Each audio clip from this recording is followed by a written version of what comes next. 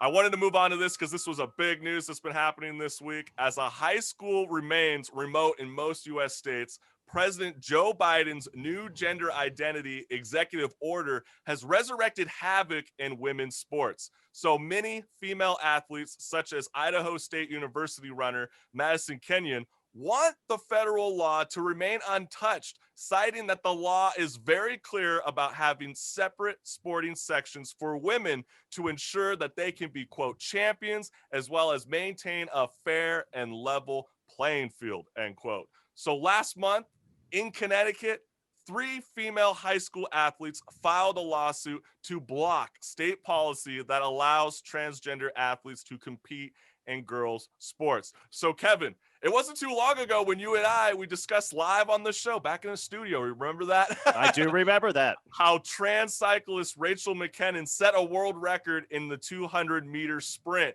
And Marissa, I wanted to share this tweet with the listeners and everybody that's tuning in for the YouTube channel. ACLU tweeted this week. This is the craziest thing. And even saying this is a fact.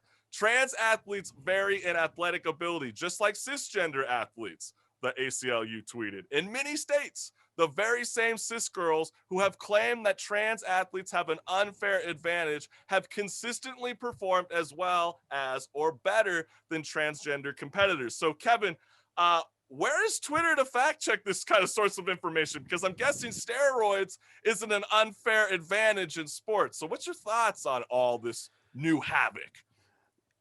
Just to touch on what I said earlier, I know I kind of somewhat disagree a little bit with Marissa, but Marissa brought up some good points, in that conversation prior, but I still think it's just a slight unfairness. But again, let the women speak. What do the majority of women feel? Well, That's as a what I woman, want to hear. And as a woman, together, and they're going to file a lawsuit. let me tell you right now. Yeah. I have friends of trans. I know trans. I see them. They're athletes, amazing. And I'm not an athlete by any means. But what I can say is if the hormones, testosterone and estrogen, when you're in your puberty and your body is being created, right, it will grow and develop a very specific way. Men who went through puberty with the testosterone male hormone, it's going to have a different muscle mass, connotation, build, everything than if they had stopped their hormones during puberty and then just estrogen. And all they're doing to verify if you can play with women is when they take the estrogen, it lowers their testosterone. So they're just measuring that their testosterone is the same as mine right now. Yet my body developed differently. Yeah, I'm not going to have the same muscle mass. Exactly. But I still want it to be open, but it has to be if there has to be a connotation, maybe like when they had the sports when they took steroids, right? But maybe just have an asterisk. This was a trans person and they won. But I have to clarify this because, Marissa, I have to clarify this with the listeners what you are talking about, and that you're talking about the Olympics, correct? Yes. Correct, because I just wanted, because that was something we did not mention before we started going off on that. But you're right. In the Olympics since 2004 has allowed transsexuals to be athletes in the Olympics.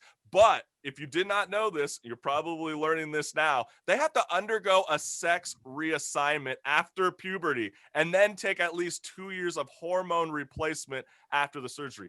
High school athletes don't get to have that opportunity, okay? And to underscore the inequity here, one of the biological male athletes, who is a trans athlete, holds 10 records inside the state of Connecticut that was once held by 10 individual girls established across a 20-year span. One individual within a couple seasons. Like, this is beyond messy.